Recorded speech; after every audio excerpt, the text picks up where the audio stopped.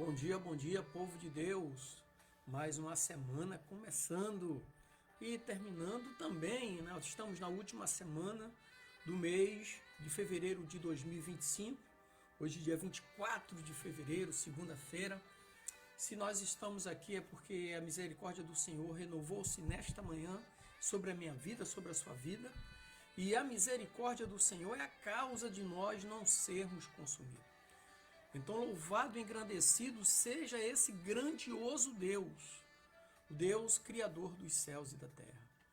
Senhor Deus Santo, vivo e poderoso, Deus Criador dos céus e da terra, Deus, muito obrigado, Pai.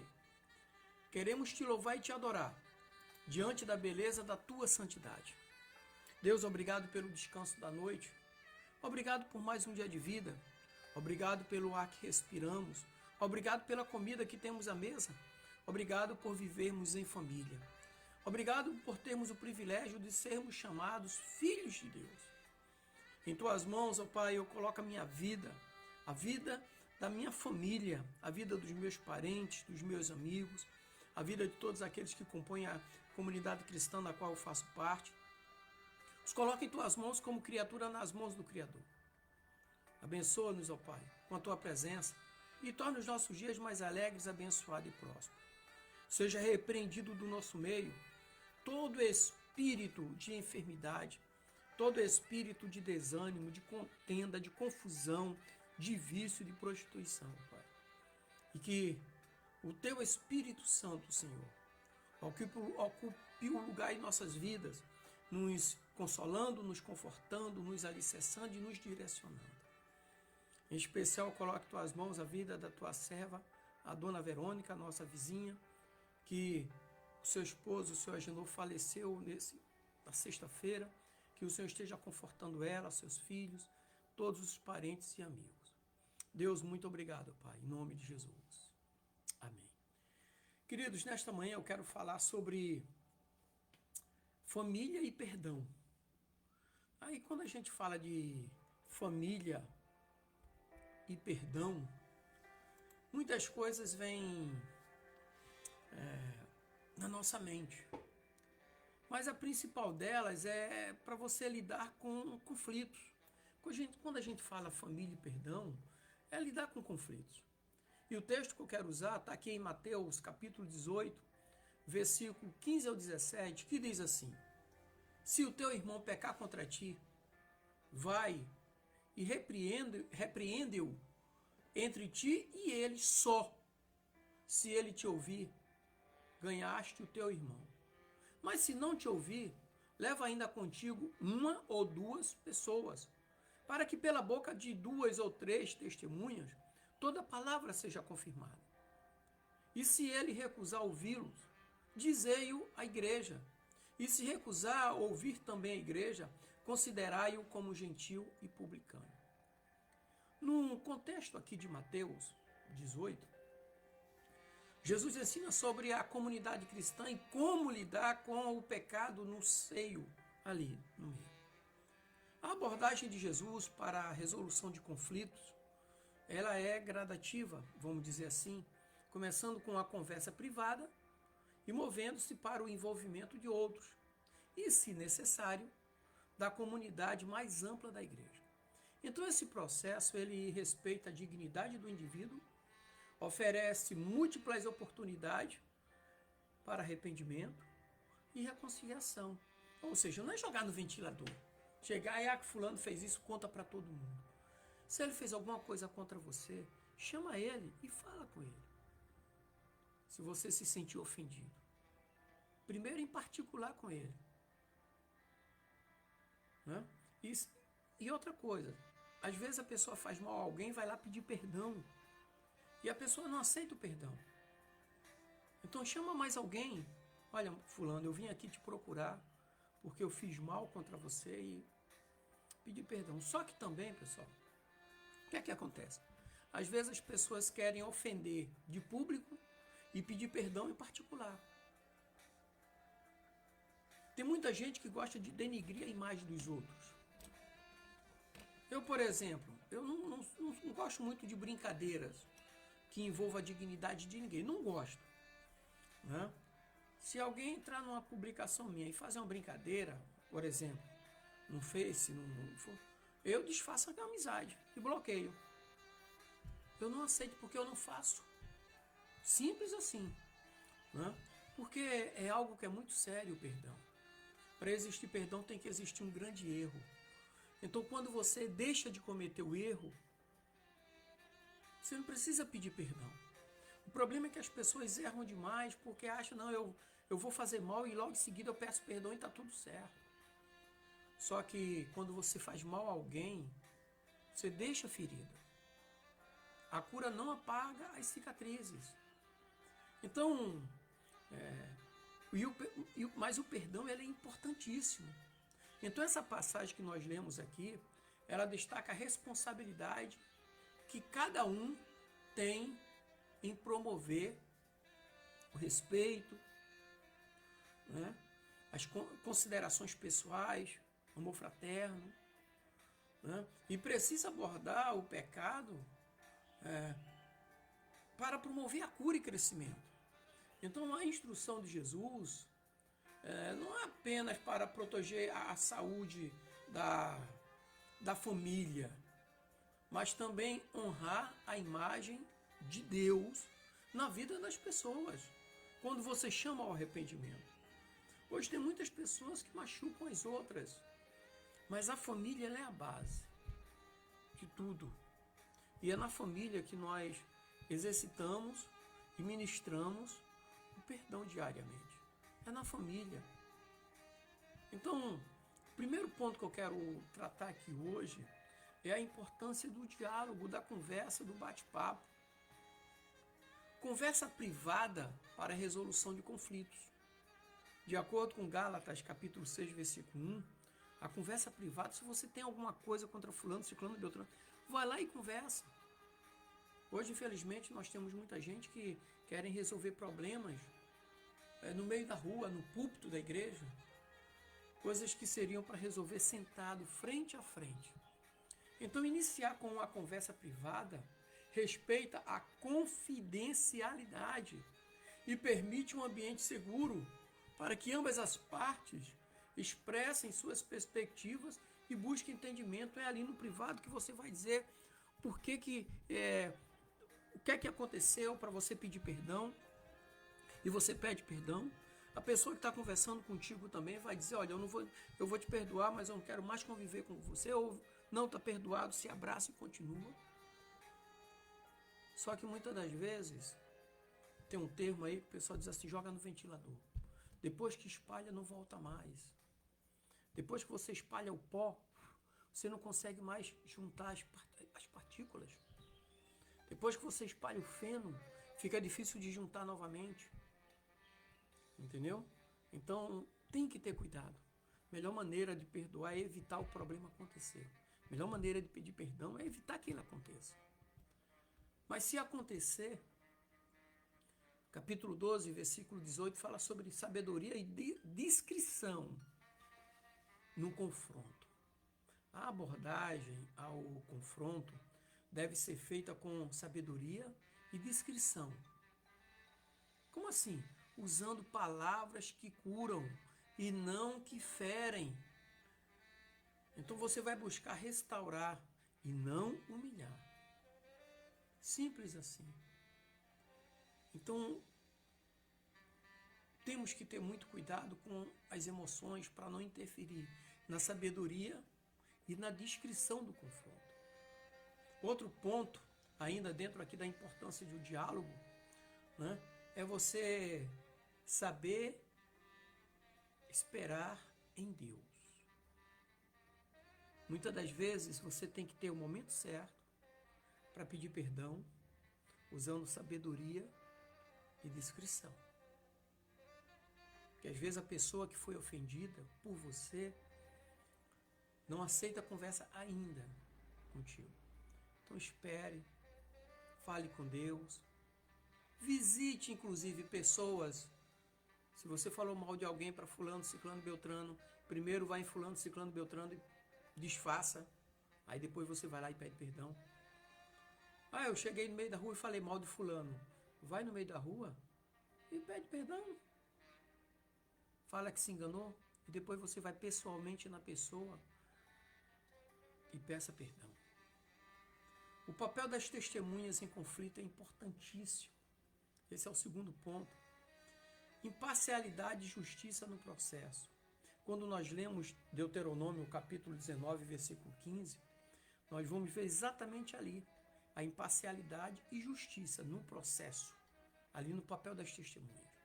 A presença de testemunhas perante um processo equitativo ou equitativo proporciona uma perspectiva objetiva e ajuda na clareza da situação. Esse é o papel da testemunha, ajudar na clareza da situação, para solucionar, sabe? Porque às vezes a pessoa que está do outro lado, quem pede perdão é a pessoa que ofende. Quem perdoa é a pessoa ofendida. As testemunhas vão ficar entre a que ofendeu e a ofendida, para mediar uma solução de perdão, de reconciliação ali. Então o papel da testemunha é crucial, sabe? E 2 Coríntios 13, versículo 1, nos ensina ali sobre a confirmação dos fatos para a reconciliação. Então trabalhar com testemunhas ajuda a confirmar a realidade dos fatos e abre o caminho para uma resolução baseada na verdade e não em mal entendidos. Por quê? Porque muitas das vezes a pessoa se sentiu ofendida porque alguém falou mal dela para fulano, ciclano, mesmo sendo verdade, a pessoa se sentiu ofendida. Lógico, fofoqueiro é fofoqueiro em qualquer lugar, independente disso aí. Tem pessoas que já falaram de mim sem saber nada da minha vida. Certa vez alguém falou assim: Pastor Dimas troca bastante de carro, né? E eu falei para ele, eu digo, olha, mano, eu não recebo salário da igreja, eu sou aposentado da Marinha do Brasil como suboficial, sou professor, tenho o meu salário de professor do município aqui na região de Santa Catarina, e dou aulas em escolas náuticas, em 4 escolas náuticas. Você só tem um emprego, eu tenho 5. Eu saio de manhã, chego 11 da noite às vezes, para poder gerar um conforto para minha família, para mim, e para poder servir, ter mais condições de servir a Deus em projetos que eu mesmo idealizo. A pessoa não sabia nada da minha vida e falou mal de mim, pelas minhas costas, e vieram me falar. Eu chamei ele, né? Falei com ele, ele me pediu perdão, falei, agora o bom seria se você voltasse lá para a pessoa que você falou mal de mim e se retratasse com ela também, porque ela ficou com uma má impressão da minha pessoa, que ela não me conhece, mas através de você, você passou uma imagem errada, mas eu te perdoo. Então eu esclareci isso para ele, aí oramos, e depois ele veio com essa pessoa que falou mal de mim, conversar comigo, pastorzão, meu amigo, tal, obrigado, trouxe, tal, mas ficaram cicatrizes, né? Cicatrizes que só o Espírito Santo tira com o tempo. Mas eu o perdoei, né? Então, confirmação dos fatos para reconciliação. É isso aí que aconteceu comigo. Eu não gosto de falar de mim, eu gosto de falar de mim, né? Então, confirmação dos fatos para reconciliação. Então, esclareci que a visão dele estava errada. Ele me pediu perdão. E pedi também para ele ir lá na pessoa que falou mal de mim, para ele esclarecer também. E ele trouxe a pessoa para falar comigo. E a pessoa que pensou mal de mim também pediu perdão. Então, confirmação dos fatos para a reconciliação. E o último ponto aqui, mais um ponto que eu trouxe aqui, é a intervenção no caso da igreja, da comunidade. Igreja como mediadora. Então, quando os esforços pessoais falham, a igreja atua como um corpo, desde que as pessoas envolvidas sejam membros da igreja. Deixar bem claro, né? Porque se alguém da igreja falou mal de alguém que não é da igreja, ele vai ter que pedir perdão lá fora. Porque a pessoa não vai querer ir na igreja. Ou a pessoa que é do mundo ofendeu alguém da igreja e falou mal, né? Então, é onde entra a maturidade cristã. Mas a Bíblia diz também, ai daquele por onde vem o escândalo. Então, tem que haver esses cuidados, esses detalhes, para que o perdão realmente exista. O perdão genuíno é aquele que usa todos os esclarecimentos para tirar todas as manchas, todas as máculas, todas as mágoas em si.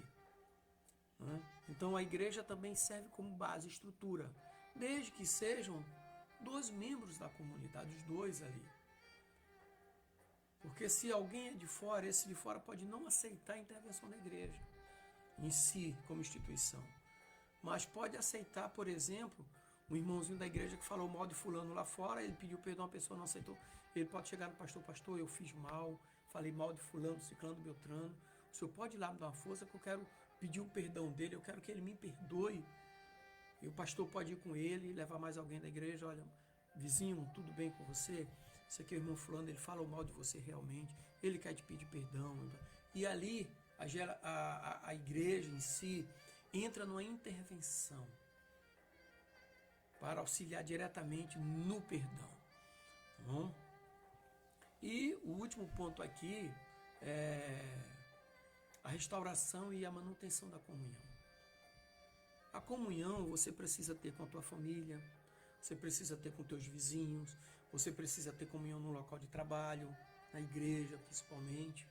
Então, muitas das vezes, existem comunhões rompidas na família. Um irmão não fala com o outro, filho não fala com o pai, pai não fala com o filho, pai não fala com a mãe e assim vai. Então, restauração de comunhão. Então, em Lucas 17, versículos 3 e 4, fala sobre a restauração do relacionamento rompido.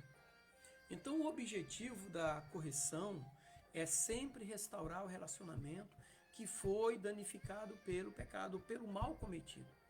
E assim reafirma o compromisso com o perdão e a comunhão.